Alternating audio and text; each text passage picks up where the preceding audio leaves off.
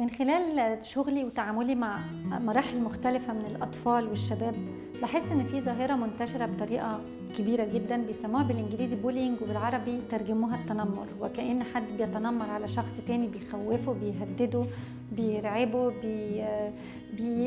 بيستقوى عليه. مش عايزة أسميها بلطجة لأن البلطجة شوية بتحتمل بس فكرة إن ناس بتعتدي على حد بدنيا بطريقة عنيفة، لكن هي التنمر عامة بنفس العنف بتاع الضرب الجسدي، لكن ممكن يكون ضرب نفسي. في 4 أنواع من التنمر بيحصلوا في وسط المدارس والجامعات ويمكن حتى للناس اللي اتخرجت.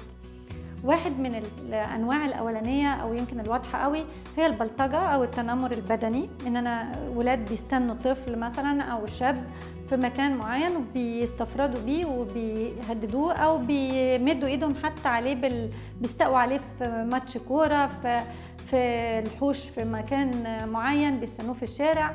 دي نوع من انواع التنمر، وده موجود في الولاد اكتر من ما موجود في البنات. في حاجه بقى من التنمر موجوده في البنات اكتر اللي هي اللفظي، ان هم يتريقوا، يتكلموا عليها بطريقه سلبيه. ده مش معناه انه مقتصر على البنات والتاني مقتصر على الولاد، بس انا بقول انه اكثر شيوعا في وسط البنات عن الولاد. ثالث نوع من انواع التنمر الاجتماعي، بمعنى ان احنا نخلي شخص لوحده.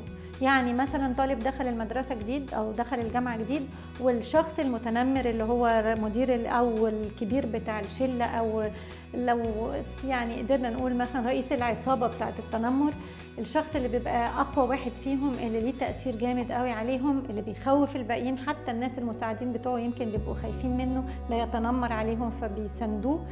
اللي بيعمل ايه بقى؟ انه لو دخل شخص جديد بيلفظه ويخلي انه كل واحد بيحاول يتقرب منه، ما بيشجعهمش انهم يقربوا منه.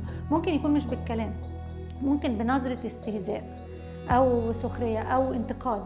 فلو اي حد من شلته او من بقيه الطلبه الموجودين في الفصل حاول يتقرب من الجديد ده اللي هو مش عاجبه، ممكن يبص له بصه كده تخليه ما يقربش، لانه يعني انت هتتصاحب على العبيط ده او الضعيف ده اللي داخل معانا المدرسه. وده اسمه الاجتماعي او السوشيال بولينج، اللي هو انا تنمرت على حد خليته بقى لوحده. اخر نوع هو السايبر بولينج، اللي هو عن طريق الانترنت او وسائل التواصل الاجتماعي كلها. ان انا مثلا نزلت صوره لحد فيها تريقة عليه، فضحت حد في سر معين أنا عرفته عنه، شهرت بحد، حطيت صورة تحرج حد.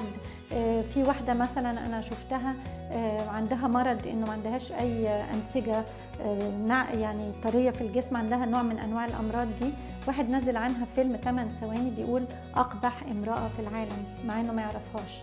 فده نوع التنمر اللي بالأنواع التكنولوجيا. ففي الآخر بنقول إنه 4 أنواع التنمر: التنمر البدني، التنمر اللفظي، التنمر الاجتماعي، والتنمر عن طريق وسائل التواصل الاجتماعي.